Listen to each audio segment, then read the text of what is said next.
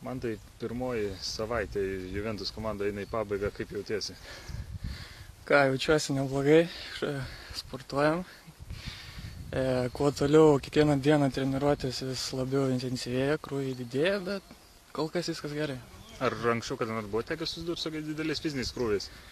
Na, šita pirma savaitė nėra iš tikrųjų labai sunki, todėl manau, kad teko taip sportuoti, bet aišku, krūviai truputį skiriasi, nes yra 2 treniruotės dienoje, o seniau paprasčiausiai po 1 treniruotę turėdavau.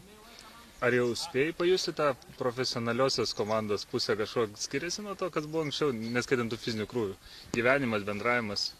Na, nežinau, manau, kad visi bendraujam labiau susibendravę visi jau, nors pirmą savaitę, tačiau jau suradom bendrą kalbą, manau, kad tai padeda ir sportuoti. Man tai ar kvietimas į Juventus, na, pirmiausia, kandidatų stovyklą tau pačiam buvo netikėtumas?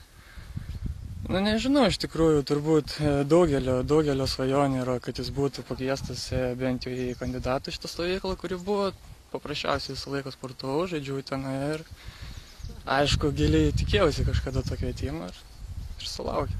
Ar gali papasakoti šiek tiek apie savo kelią krepšinį, nes ko gero, na, Utenos publikai esi daugiau mažiau nežinomas krepšininkas?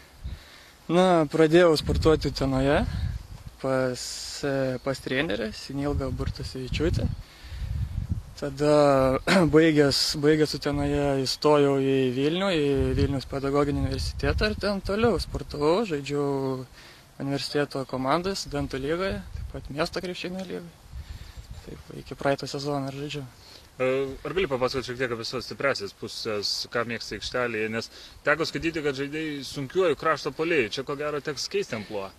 Na taip, nes iš tikrųjų praeitose komandose buvau vienas iš aukščiausių žaidėjų ir tekdavo žaisti daugiau po krepšiu, tačiau aš labiau mėgstu žaisti 3-2 numerį ir iš tikrųjų labiausiai man patinka greitos atakas, patinka ataką greitą užbaigti dėjimu, šiausiai galiu mesti iš toli, manau, kad tiek. Kitą sezoną, na, ko gero, to žaidybinio laiko nebus labai daug.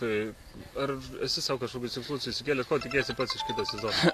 Na ką, mano pagrindinis yra tikslas turbūt tobulėti, treniruoti sunkiai daug ir iš tikrųjų pasiekti tą profesionalų lygį ir manau žiūrėsiu į ateitį tik tai.